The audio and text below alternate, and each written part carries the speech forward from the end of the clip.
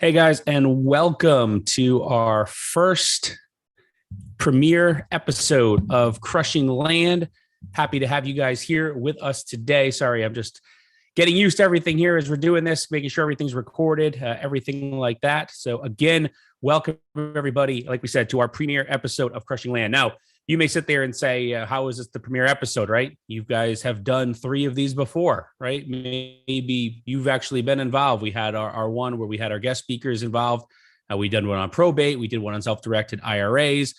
We did another one just a few weeks ago on transactional funding as well. So how is this a premiere episode? Well, it's a premiere episode in that it's the first of our weekly series. So we're still going to have the Crushing Land series. It's going to be each and every week, Wednesday at noon Eastern time for those watching live. For those listening later, it doesn't really matter. But for those watching live, it's streamed on Facebook. It's streamed on YouTube each and every week at noon Eastern time. And then we're still going to have our Crushing Land guest speaker series as well each and every month. And we'll talk about that. So again, this is available on YouTube.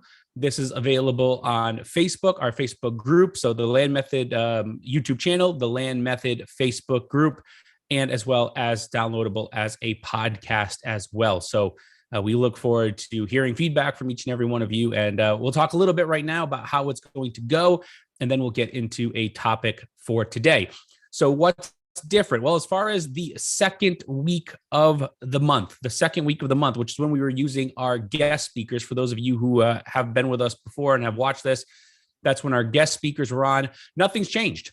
We're still going to have a guest speaker. So in fact, that's kind of how this all started with this plan here. We're going to be having a guest speaker next week, and we've decided just to bring it up, pump up the volume.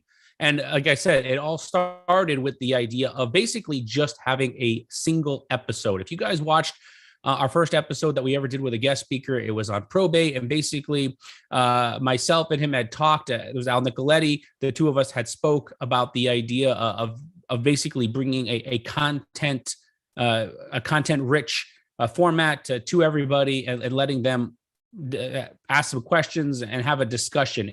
And as soon as we kind of like went over the idea with him and we had it set up and we realized that's what we were going to do, we said, you know what? We need to do this more often. And so we knew we wanted to do more. And before we even had that episode, we started making plans to have more of those episodes. And at that point we said, let's do one of these, let's do 6 a year. So every other month, right? Every 8 weeks or so, we're going to do one of these. And then we said, it needs to be more than that. So then we said, we'll do it in 6 weeks. And that's when we did our second one.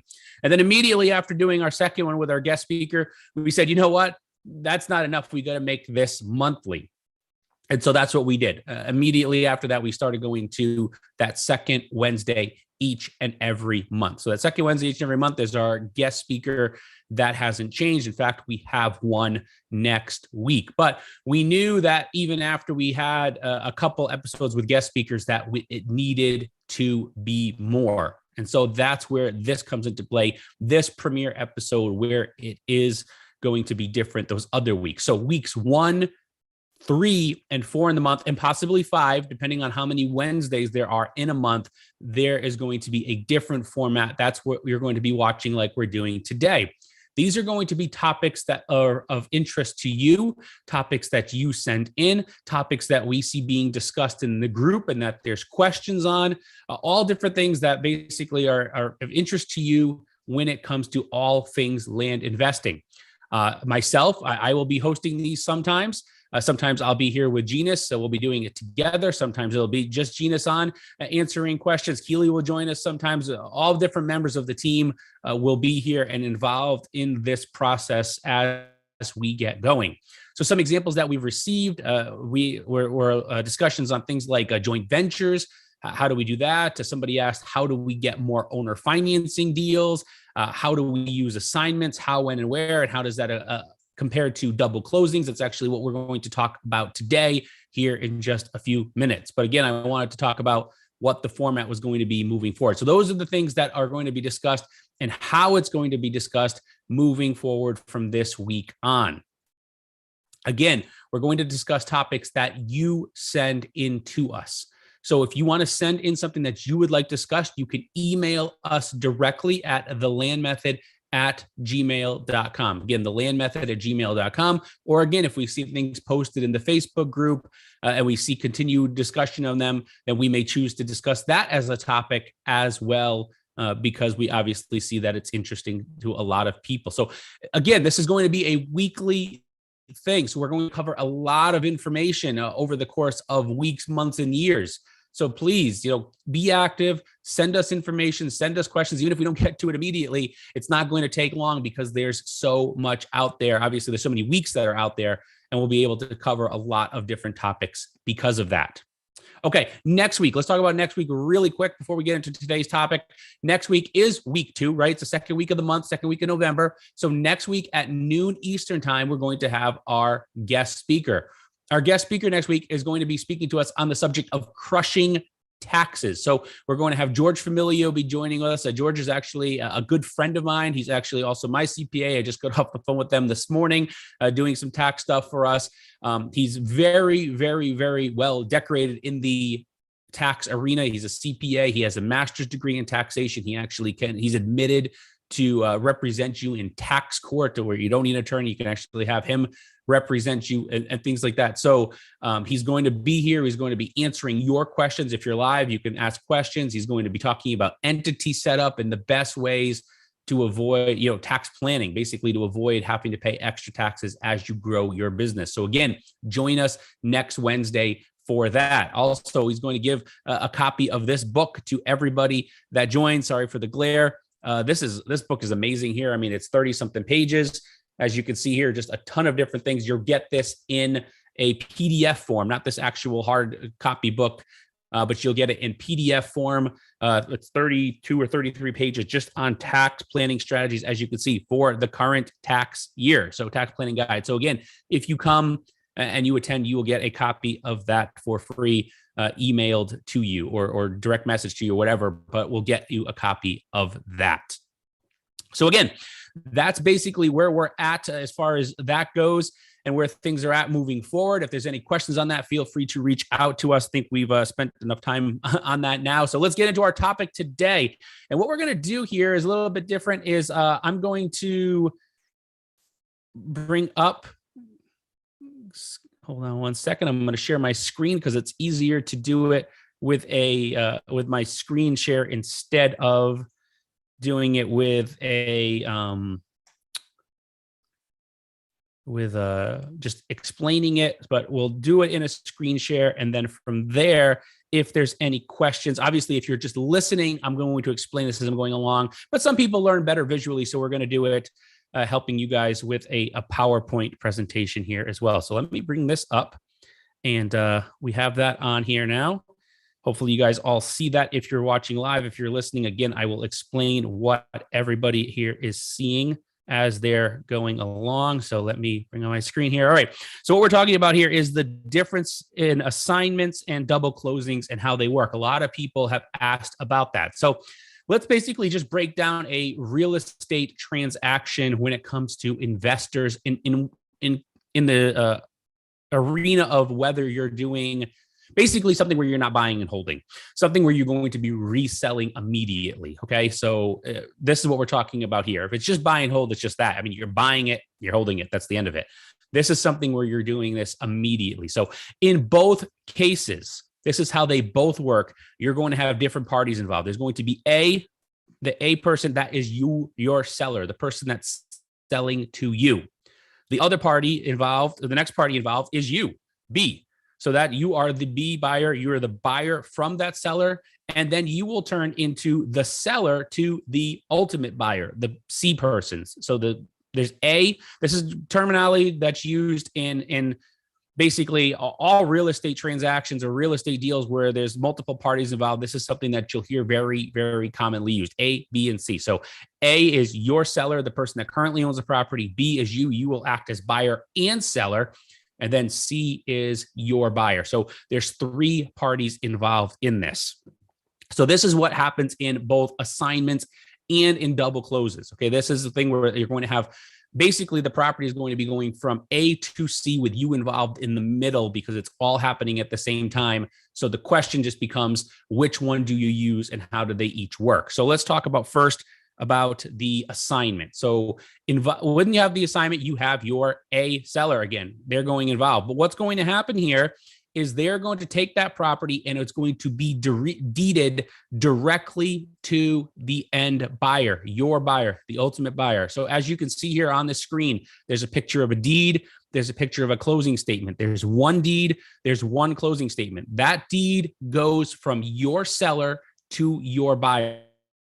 There's no deed from them to you, from them to your seller, or to your buyer, I'm sorry, from the seller to the buyer, nothing to you. One closing statement, a seller from the seller to the buyer, one set of documents for the transaction. So how do you make money in this? Well, you get what's called an assignment fee. So basically what's happening here is it's a single transaction where you are making an assignment fee for bringing that buyer to closing, and that shows up on the closing statement. So for example, you might have a property under contract for $15,000. You're selling it for $20,000.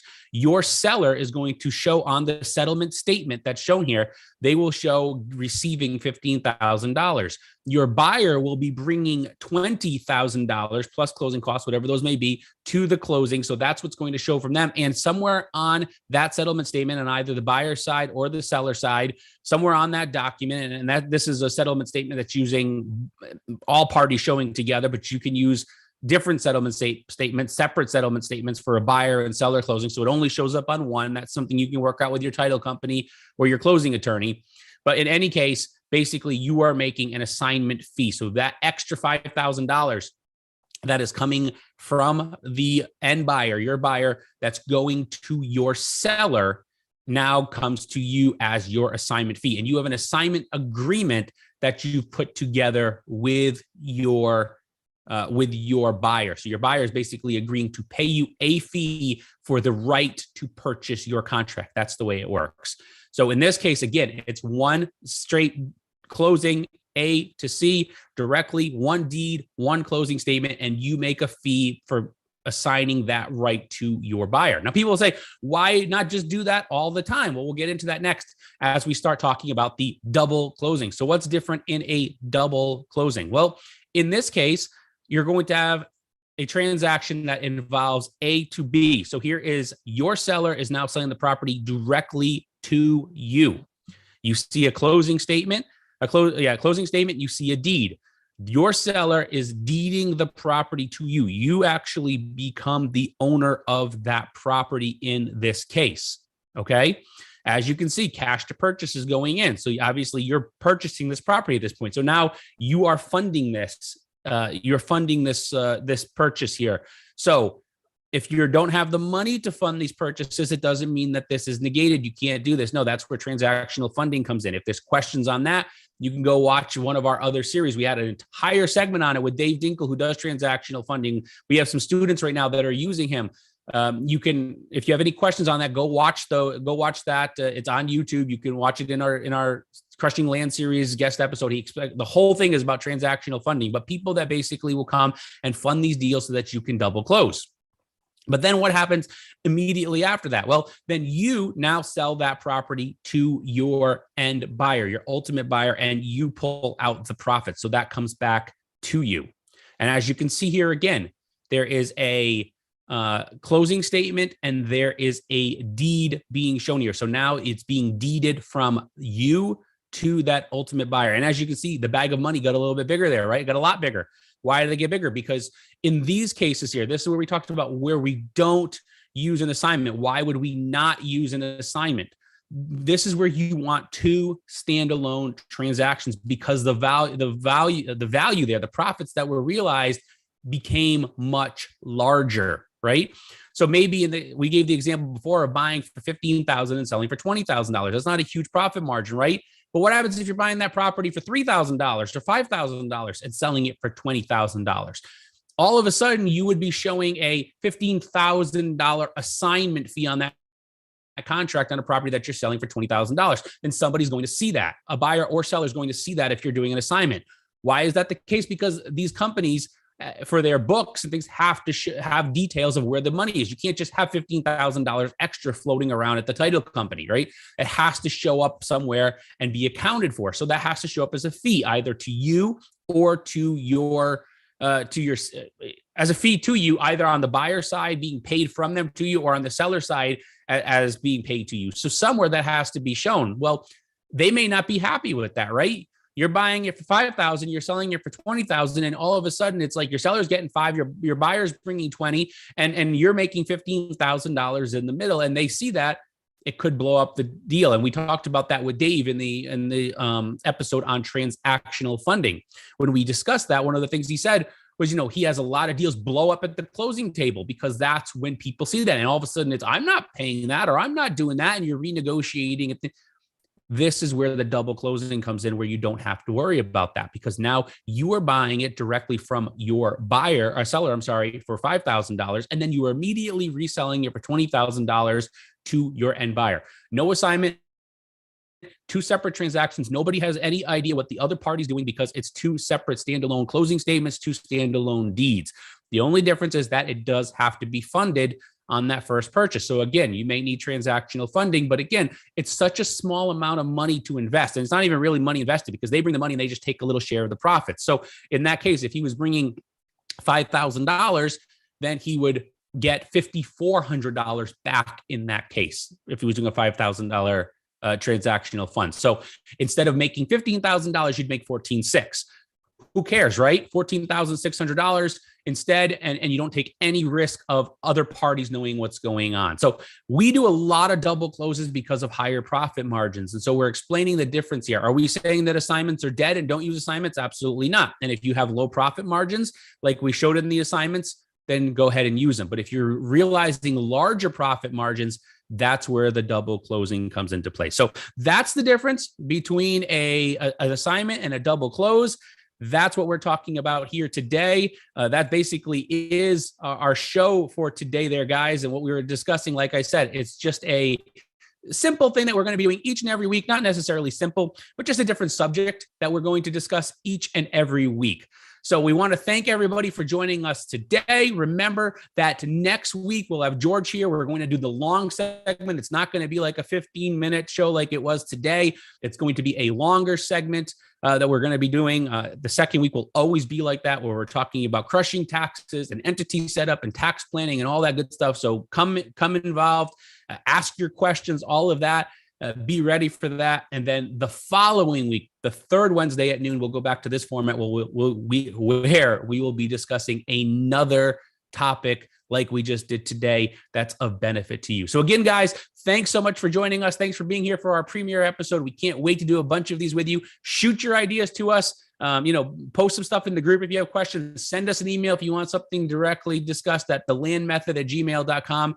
And we will see you all next week for Crushing Land with our guest speaker, Crushing Taxes. See you then.